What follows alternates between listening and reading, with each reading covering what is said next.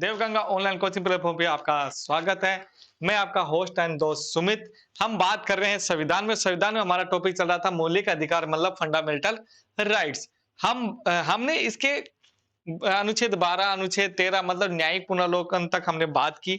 उसमें जैसे भी अगर हम बात करते हैं कि अगर राज्य मूल अधिकारों में किसी प्रकार का संशोधन करता है जिससे संविधान के मूल ढांचे के अंदर उसका परिवर्तन हो तो सुप्रीम कोर्ट के पास अथॉरिटी है न्यायिक पुनर्विलोकन की उस संशोधन को रद्द कर सकता है। ये सारी बातें हमने बात की थी मौलिक अधिकारों के हमने पहले वीडियो के अंदर। अब हम बात करते हैं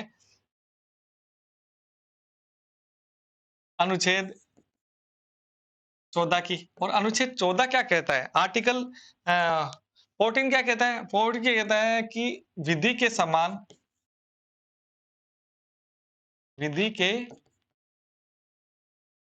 समान समानता। ठीक है, विधि के समान समानता। पहले अगर हम ये बात देखें तो विधि के समान समानता हमने कहां से लिए? ब्रिटेन से लिए। कहां से लिए? ब्रिटेन। और ये कहता क्या है? हमने कहां से लिए? ब्रिटेन से लिए। और व्यक्ति कहता क्या है कि विधि यानी कानून सभी के लिए बराबर होगा। विधि के लिए मतलब कानून के लिए कानून सभी के लिए बराबर होगा और किसी भी व्यक्ति के साथ भेदभाव नहीं किया जाएगा। हम लिख सकते हैं, क्या लिखेंगे कि कानून सभी के लिए बराबर होगा।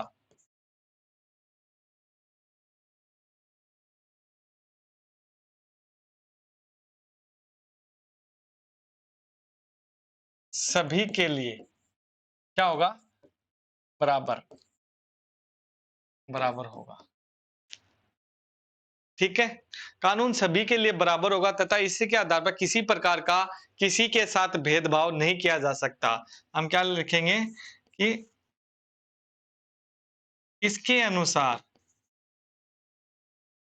अनुसार किसी के साथ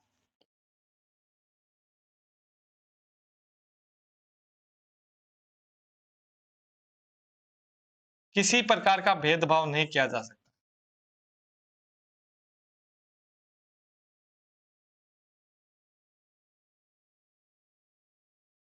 नहीं किया जा सकता।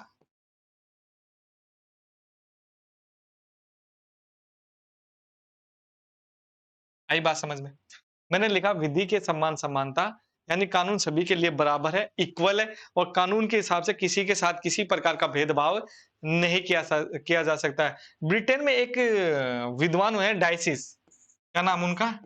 डाइसी विद्वान है। उसने दिया है कि अगर हम बात करें राइट ऑफ द लॉ, विधि के अनुसार शासन, राइट ऑफ द लॉ की थ्योरी दी थी। क्या दिया था? राइट ऑफ द लॉ यानी विधि के समान शासन, यानी विधि के समान शासन, विधि के समान शासन की व्याख्या की थी। और वो कौन से विद्वान थे? विद्वान थे डाइसिस, यानी विधि के राइट ऑफ द लॉ यानी विधि के समान शासन। अगर हम बात करें यहीं पे अगर कहता है कि विधि के समान समानता, इसके अनुसार किसी के साथ भी किसी प्रकार का भेदभाव नहीं होना चाहिए। तो क्या ये है नागरिकों के लिए सकारात्मक है या नकारात्मक? हम सोचें तो ये जो बात होती है ये नकारात्मक है, नॉट ऑल पॉजिटिव, ये नेगेटिव है। कैसे? रीजन मैं बता देता हूं कि एक स्वस्थ व्यक्ति है हाथ पैरों से सबसे मतलब किसी प्रकार का उसमें विकार नहीं है, किसी प्रकार का उसमें अंतर नहीं है। एक तो वो व्यक्ति है और एक दूसरा एक अपंग व्यक्ति। दोनों व्यक्तियों को साथ में दौड़ाने के लिए बात कर रहा हूं क्योंकि मैं तो सम्मान कर रहा हूं कि भाई विधि के समान समानता है तो मतलब मैं सम्मान कर रहा हूं। और दोनों साथ तो पहले कौन पहुंचेगा? जो सही है वही पहुंचेगा। यही बात, क्योंकि ये नागरिकों के लिए क्या है? नेगेटिव यानी नकारात्मक है। लेकिन इसी के अंदर एक और बात दे रखी है। क्या बात दे रखी है? विधि के समान संरक्षण। क्या दे रखी है? इसी के आधार पर विधि के समान संरक्षण। सुनना जरा, यह बात हमने कहां से ली? अमेरिका से। अमेरिका से विधि के समान संरक्षण हमने कहां से लिया? अमेरिका से। यह कहता है कि विधि के समान यानी कानून कानून सबके लिए तो बराबर है, लेकिन उसका आधार सही होना चाहिए, उसका आधार सही होना चाहिए। मतलब अलग आधार के आधार के ऊपर उनका कानून, जैसे हम बात करें कि जैसे एससी को अलग आधार पे, एसटी को अलग आधार पे, ओबीसी को अलग आधार पर, महिला व बच्चों को अलग आधार पर, तो ये क्या देता है संरक्षण। और यह नागरिकों के लिए क्या है, पॉजिटिव, मतलब सकारात्मक, क्या है, सकारात्मक व्यवस्था। ये क्या करता है, सकारात्मक, और इसका आधार है कि यह सभी नागरिकों के लिए उसके आधार के आधार पर उसका क्या करेगा, संरक्षण करेगा। जैसे अपंग व्यक्ति के आधार पर उसका उस आधार पर संरक्षण करता है। अगर हम बात करें एक अनुसूचित जाति, तो उसके आधार पर होता है। एक महिला की बात करें तो उसके आधार, बच्चों को एक अलग से संरक्षण दिया जाता है। तो हम बात लिख सकते हैं इसके अंदर कि यह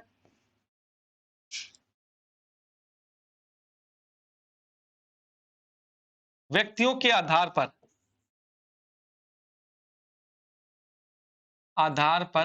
उनका संरक्षण करता है। क्या लिखेंगे, व्यक्तियों के आधार पर उनका संरक्षण करता है। हम लिख सकते हैं एससी, एसटी, ओबीसी तथा वो जो समाज के ऊपर सामाजिक व शैक्षणिक आधार पर भी पिछड़े हुए हैं, उनके लिए भी अलग से आधार है।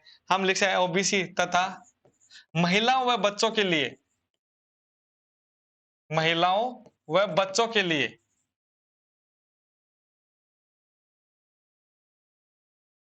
अलग प्रकार से आधार, अलग बच्चों के लिए अलग अलग आधार से संरक्षण करेगा। हम लिख सकते हैं यहां पर अलग अलग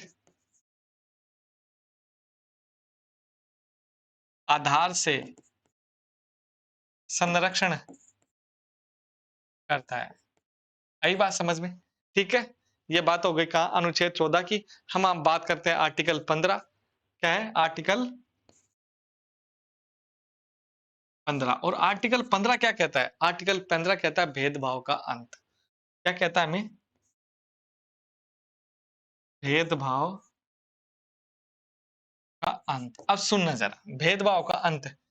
इस आर्टिकल 15 के अंदर भेदभाव के अंत के रूप में हमें 5 मूल आधार दिए गए हैं। 5 मूल प्रकार के आधार दिए हैं। कौन-कौन से, कि राज्य, जाति से, लिंग से, मूल से, जन्म स्थान से, ठीक है। इन आधारों के आधार पर क्या करेगा, राज्य किसी भी व्यक्ति के साथ भेदभाव नहीं कर सकता। क्या नहीं कर सकता, राज्य उनके साथ किसी भी प्रकार का भेदभाव नहीं कर सकता। तो हम लिख सकते हैं यहां पर कि राज्य किसी भी व्यक्ति के साथ, किसी भी व्यक्ति के साथ धर्म, जाति, मूल, लिंग व व जन्म स्थान के आधार पर भेदभाव नहीं कर सकता।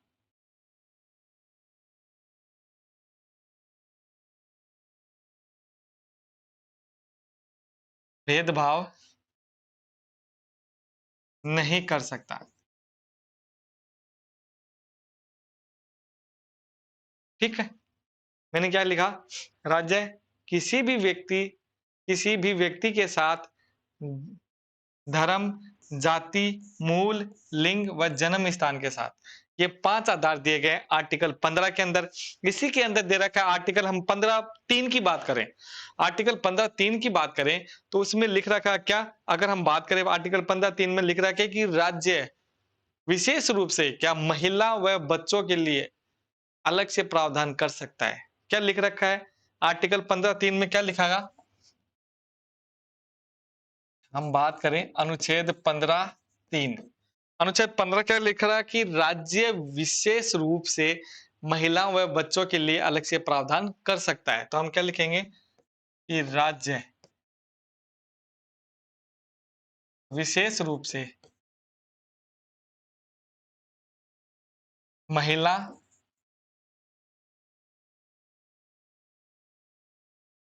व बच्चों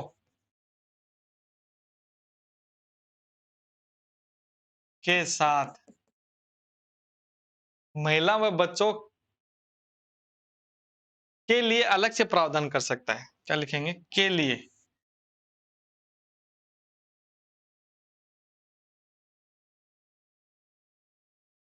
अलग से प्रावधान कर सकता है। That's all. ये बात आई समझ में? ये बात करता है अनुच्छेद 3। अब हम बात करें आर्टिकल अनुच्छेद चौथा क्या कहता है? आर्टिकल सॉरी 15(4)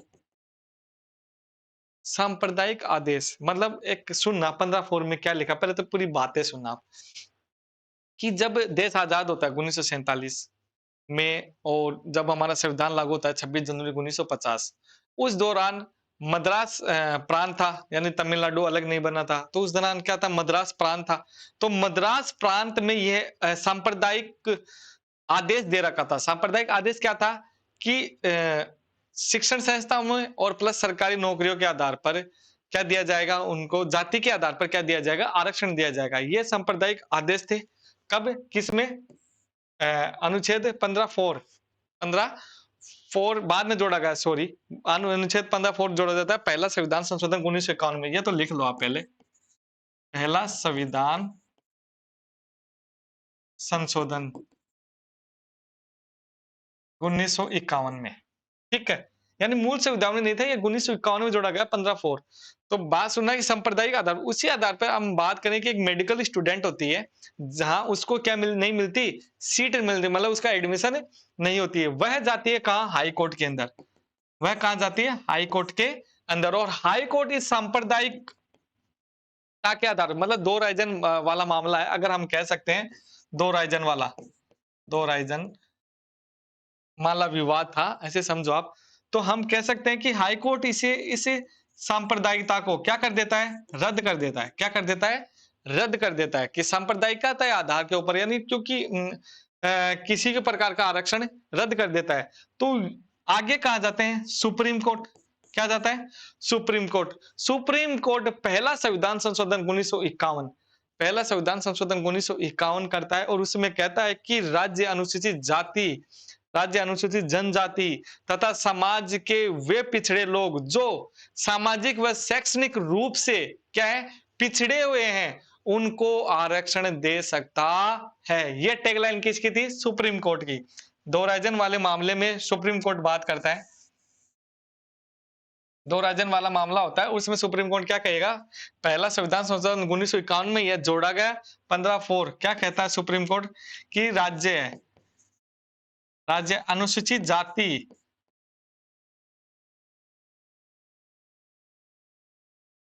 व अनुसूचित जनजाति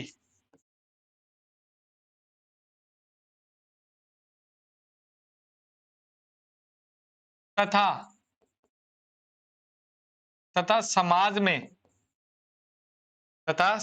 में वे पिछड़े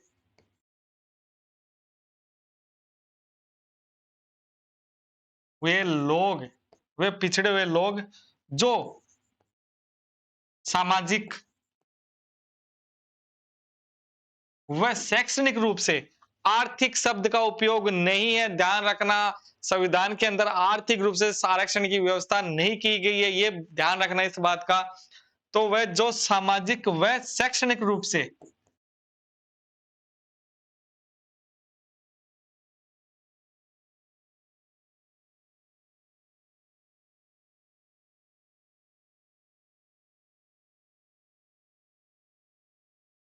शैक्षणिक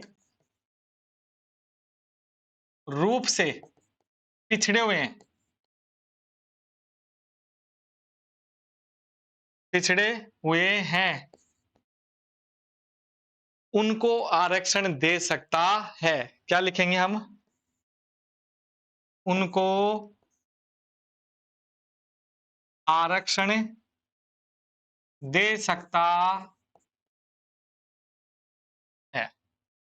उनको आरक्षण दे सकता है। ये बात आगे इवन ये बात होगी आर्टिकल 15(4) में पहला संविधान संशोधन 1951 में यह जोड़ा गया और इसमें सुप्रीम कोर्ट साफ-साफ कहता है कि राज्य अनुसूचित जाति, जनजाति व अन्य जो पिछड़े हुए समाज के अंदर जो पिछड़े हुए किससे सामाजिक रूप से व शैक्षणिक रूप से क्या है पिछड़े हुए हैं उनको क्या दे सकता है आरक्षण दे सकता है। ये बात क्लियर होगी। अब इसके बाद अगर हम बात करें इवन अनुच्छेद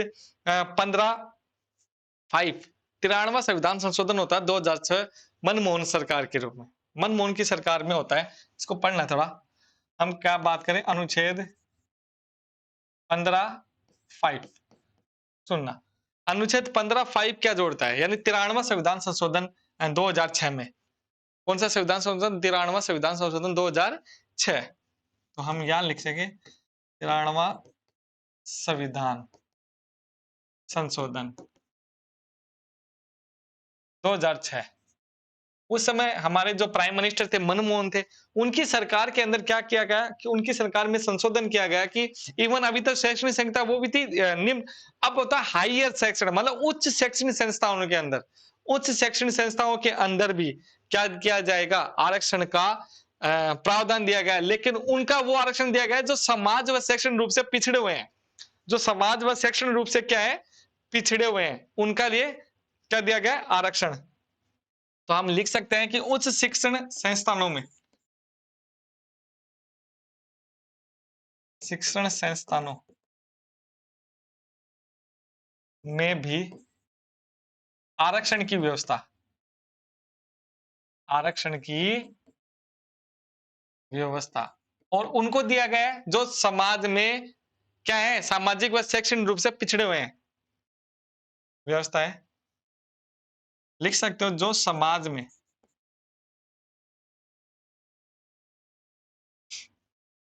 सामाजिक व शैक्षणिक रूप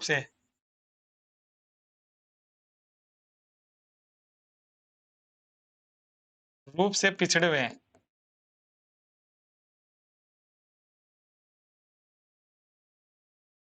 ठीक है, ये दे दिया आरक्षण।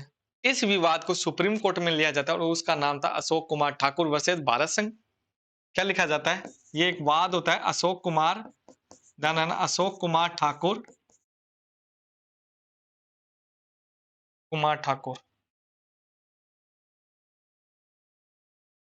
अशोक कुमार ठाकुर वर्सेस भारत संघ। ठीक है, सुप्रीम कोर्ट इसमें निर्णय लेता है कि जो 93वां संविधान संशोधन होता है वह वैध है, वह संविधान के मूल ढांचे के अंदर किसी भी प्रकार का क्या नहीं कर रहा है व्यवधान या किसी प्रकार का नुकसान नहीं करता है। मूल ढांचे को किसी प्रकार का मतलब छेड़ते भी नहीं है, ऐसे समझो आप। तो हम क्या लिखेंगे यहां पर सुप्रीम कोर्ट ने क्या किया? सुप्रीम कोर्ट ने कहा 93वां संविधान संशोधन वैध है।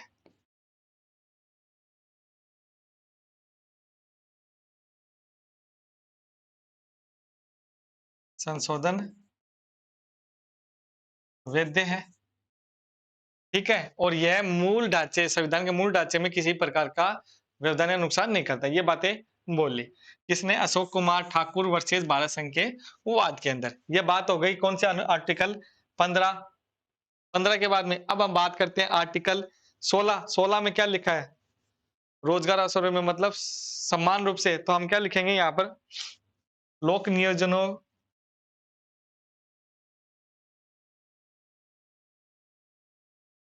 अनुच्छेद 16 लोक नियोजन विषय में, लोक नियोजन विषय नागरिकों को समान अवसर,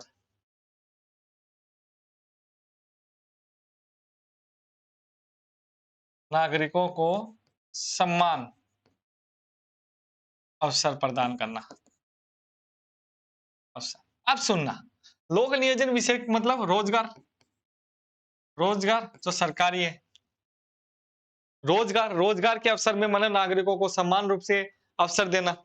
ठीक है, अवसर प्रदान करना है, भी लिख सकते हो। अब मेरी बात सुनना, इसके अंदर हम पूरी बात करते हैं अभी। राज्य चाहे तो, एक तो बात ये ध्यान रखें, राज्य चाहे तो किसी को एक विशेष प्रावधान दे सकता है, लेकिन वह प्रावधान संसद देने के मतलब संसद ही उसे दे सकती है। मतलब राज्य चाहे तो निवास आधार पर किसी से भेदभाव कर सकता है और चाहे तो किसी को विशेष प्रावधान दे सकता है, लेकिन ऐसा नियम सिर्फ संसद ही बनाएगी। ऐसा नियम कौन बनाएगी? सिर्फ संसद ही बनाएगी। और ऐसा नियम बनाया गया, कब बनाया गया? 58वां संविधान संशोधन होता है। 58वां संविधान संशोधन 2012 के अंदर होता है, जो हैदराबाद और कर्नाटक के क्षेत्र के बीच के जो प्रावधान जो व्यक्ति रहे थे, उनमें उनको विशेष प्रावधान मतलब हैदराबाद और कर्नाटक मतलब वहां के जो राज्यपाल है उसको विशेष रूप से क्या दिया गया? वह शक्तियां दी गई, संसद के द्वारा वह शक्तियां दी गई। किसे? कर्नाटक के राज्यपाल को। कर्नाटक के राज्यपाल को क्या देती है? विशेष रूप से वो शक्तियां प्रदान की जाती है। That's all. अगर हम बात करें कि इसमें लिखो, पहले तो अपन लिखो, क्या लिखेंगे? 58वां संविधान संशोधन 2012 में क्या लिखेंगे? 58वां संविधान संशोधन 2012 में लिखना है। चलो तो ये लिख लो, राज्य चाहे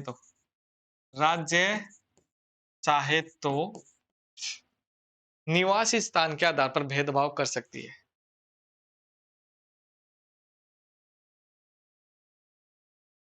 निवास स्थान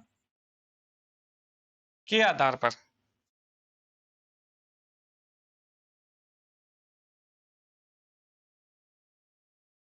भेदभाव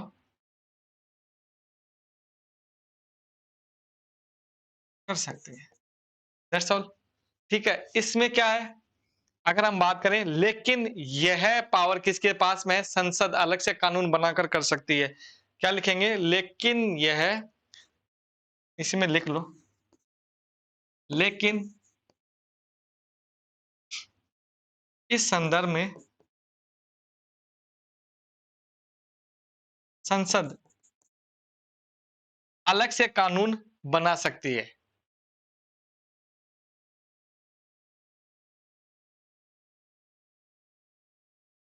अलग से कानून बनाएगी। ये पावर सिर्फ संसद के पास होता है। ठीक है, संसद के पास होता है। और मैंने बताया था 58वां संविधान संशोधन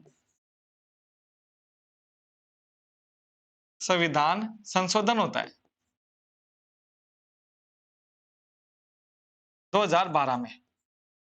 58वां संविधान संशोधन होता है। ठीक है, कब होता है? 2012 में। यह कर्नाटक के राज्यपाल को विशेष शक्तियां प्रदान करता है। यानी हम लिख सकते हैं, कर्नाटक के राज्यपाल को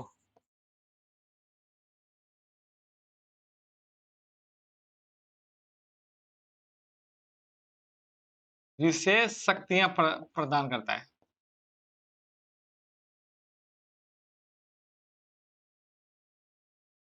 ठीक है, कर्नाटक के राज्यपाल को विशेष शक्तियां देता है। That's all. ये बात आ गई। क्यों देता है?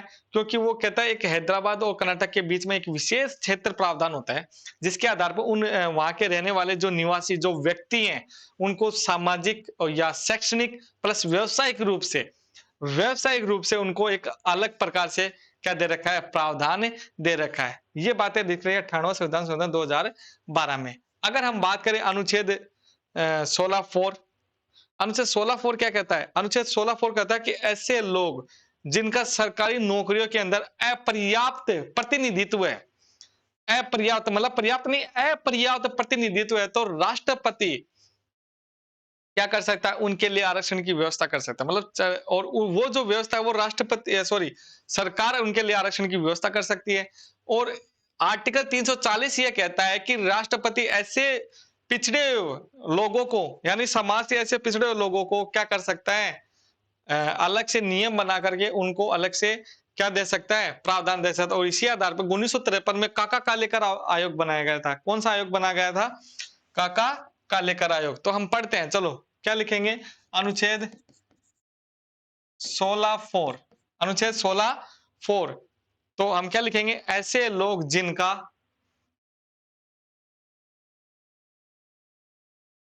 ऐसे लोग जिनका सरकारी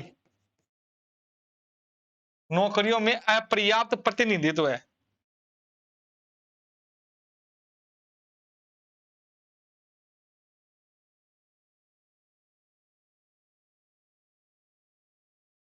अपर्याप्त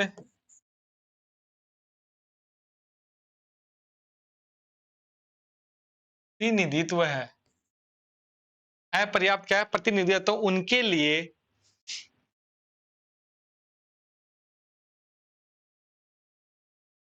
उनके लिए सरकार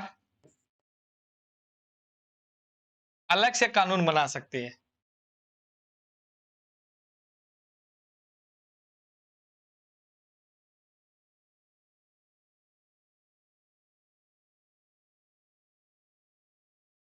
आई बात समझ में?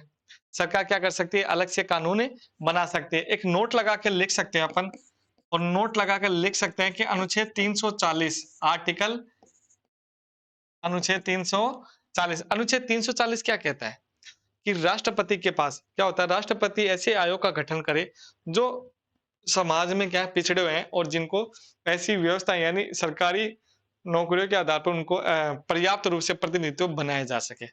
हम क्या लिखते हैं? राष्ट्रपति ऐसा आयोग का गठन करे।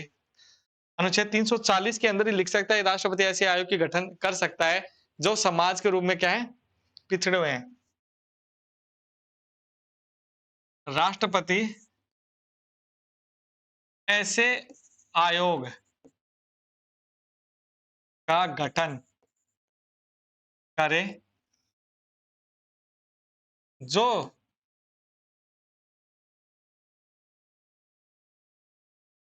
सामाजिक व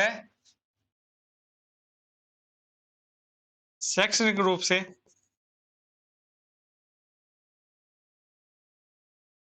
से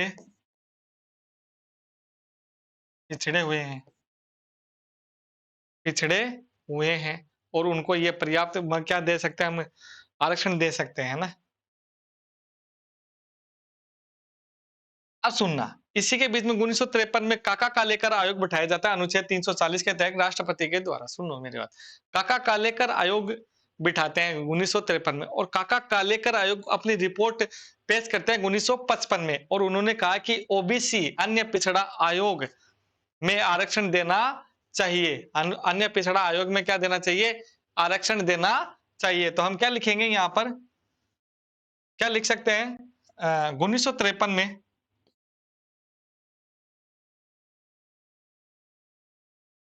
काका कालेकर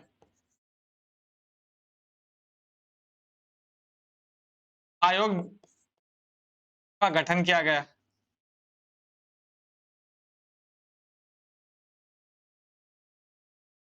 1953 में काका कालेकर आयोग का गठन किया गया तथा यह अपनी रिपोर्ट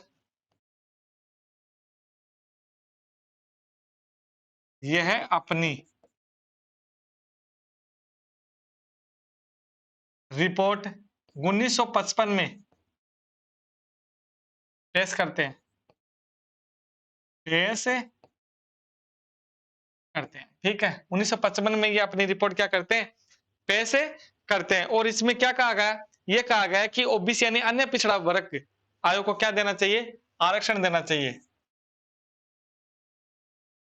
उसमें कहा गया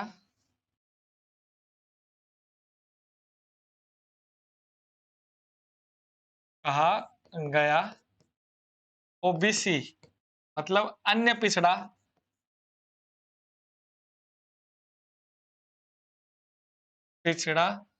वर्ग को आरक्षण देना चाहिए। आरक्षण देना चाहिए। बात यहीं खत्म हो गई। ठीक है, ये रिपोर्ट काका कालेकर की आ गई। इसके बाद अगर हम बात करें, मोरारजी देसाई की सरकार बनती है और मोरारजी देसाई की सरकार में 1978 के अंदर बीपी मंडल, बिंदेश्वरी प्रसाद मंडल का आयोग बिठाया जाता है। बिंदेश्वरी प्रसाद का आयोग तो 1979 में वो रिपोर्ट प्रकाशित होती है, लेकिन तब तक क्या होता है?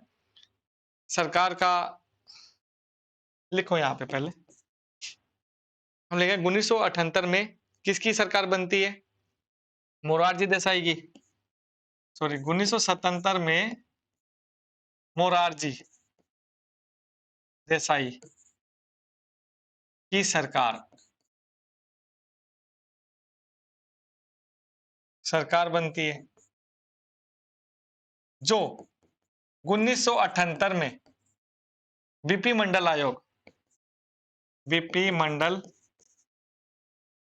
आयोग बिंदेश्वरी प्रसाद मंडल, क्या लिखे हम इसका नाम लिखना चाहते हो तो बिंदेश्वरी प्रसाद मंडल, यानी 1977 में मोरारजी देसाई की सरकार बनती है, जो कि 1978 में बीपी मंडल आयोग यानी बिंदेश्वरी प्रसाद मंडल आयोग का गठन करता है, का गठन होता है, और वो भी किसमें? अन्य पिछड़ा वर्ग के लिए, आरक्षण के लिए। ठीक है, तो इसकी जो रिपोर्ट होती है, रिपोर्ट प्रशासित होती है 1979 के अंदर, और यह भी क्या करता है? प्रावधान देता है क्या? आरक्षण का। और आरक्षण कितना? 27% का। ओबीसी को कितना परसेंट आरक्षण देना चाहिए? 27%। ठीक है, तो हम बात करें कि अंदर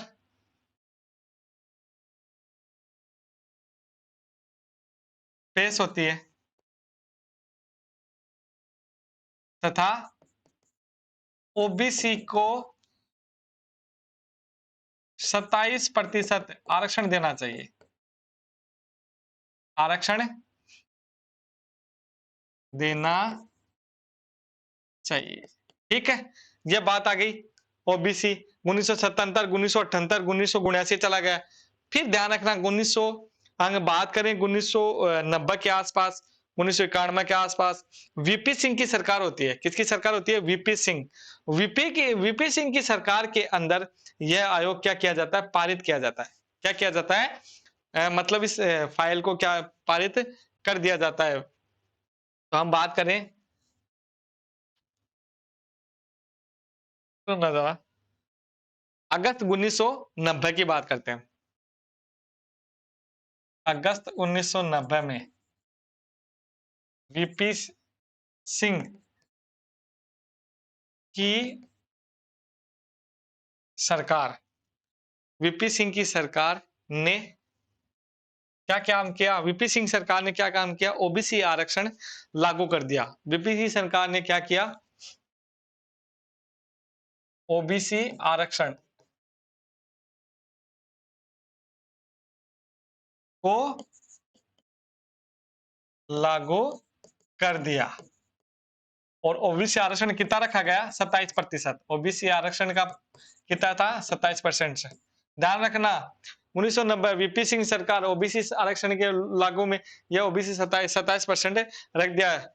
इस ध्यान रखना, ये उस समय का ये वो दौर था जब हम कह सकते हैं कि भारत के अंदर दो बातें, मतलब दो घटनाएं हो रही थी। क्या?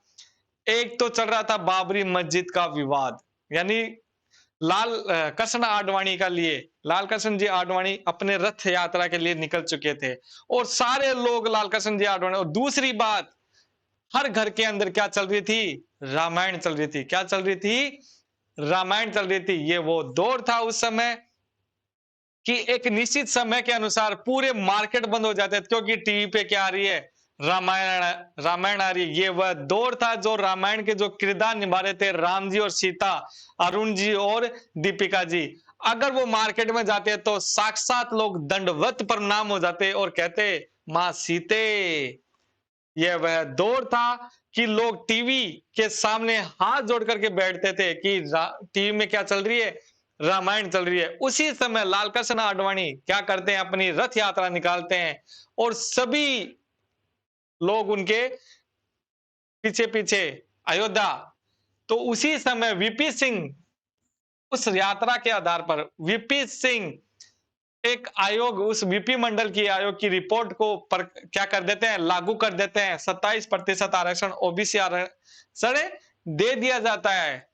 तो ध्यान रखना दोस्तों, इसी बात पे अगर हम बात करें, इस आरक्षण को अगर हम बात करें, इंदिरा साहनी विवाद भारत संघ इंदिरा साहनी वाद होता है भारत संघ, इंदिरा साहनी वर्सेज भारत संघ, इंदिरा साहनी वर्सेज भारत संघ। इसमें सुप्रीम कोर्ट आदेश देता है कि अन्य पिछड़ा आयोग, सुन लियो, आरक्षण के आधार पर चलो 27% ठीक है, लेकिन 50 राज्य 50% से ज्यादा किसी को आरक्षण नहीं दे सकते। 50% मतलब SC ST OBC इनको मिलाकर के 50%, इससे बाहर नहीं जा सकते, इससे बाहर नहीं जा सकते। यह सुप्रीम कोर्ट का स्टेटमेंट था। तो हम क्या कर सकते हैं कि ओबीसी को सामाजिक व शैक्षणिकता के आधार पर सही करार दिया गया, वह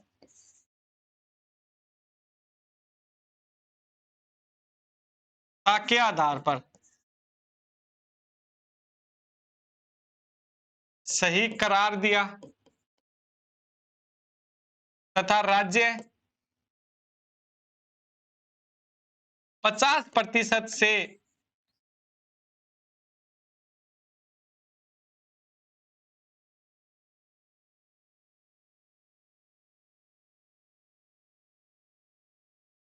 अधिक आरक्षण नहीं दे सकता। ठीक है, आई बात समझ में? यह अनुच्छेद 16 हो गया। अब बात करते हैं अनुच्छेद, कौन सा? अनुच्छेद 17। कौन सा बात करते हैं? अनुच्छेद 17। और 17 क्या है? छुआछूत का अंत, छुआछूत का अंत। अब सुनना, राज्य किसी भी व्यक्ति के क्या कर नहीं कर सकता, लिंग, धर्म, जाति या किसी भी जन्म के आधार पर क्या नहीं कर सकता, उससे छुआछूत नहीं कर सकता। तो हम कह सकते हैं कि राज्य किसी भी व्यक्ति से जन्म के आधार पर छुआछूत, जन्म व धर्म के आधार पर या लिंग के आधार पर छुआछूत नहीं कर सकता।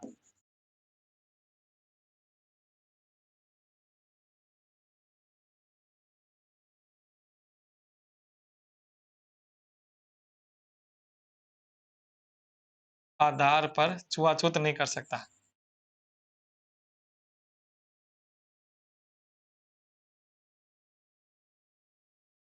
ठीक है, हम बात करते हैं आर्टिकल 18। और आर्टिकल 18 क्या? उपाधियों का अंत।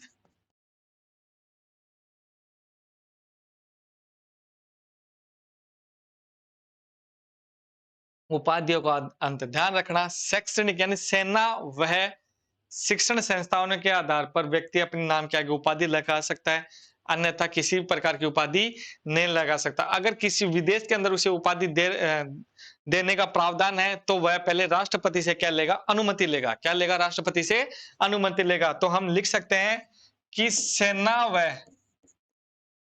व शिक्षा के क्षेत्र को छोड़कर, शिक्षा के क्षेत्र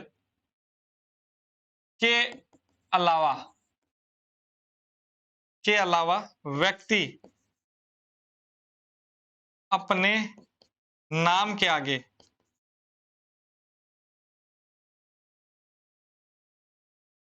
उपाधियां नहीं लगा सकता, किसी भी प्रकार की उपाधि नहीं लगा सकता।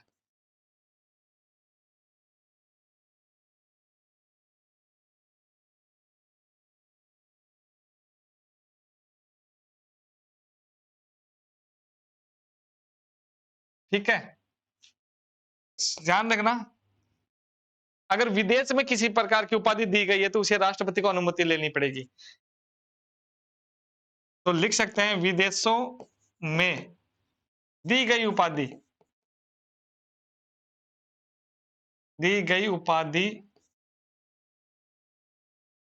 से पहले उसे राष्ट्रपति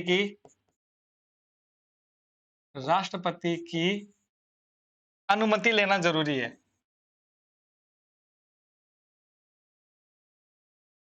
लेना जरूरी है। ठीक है, ये हो गए हमारे समानता का अधिकार, आर्टिकल 14 से 18 समानता का अधिकार। ठीक है, अब हम बात करते हैं अगली क्लास में, और तब तक के लिए जय राम जी की।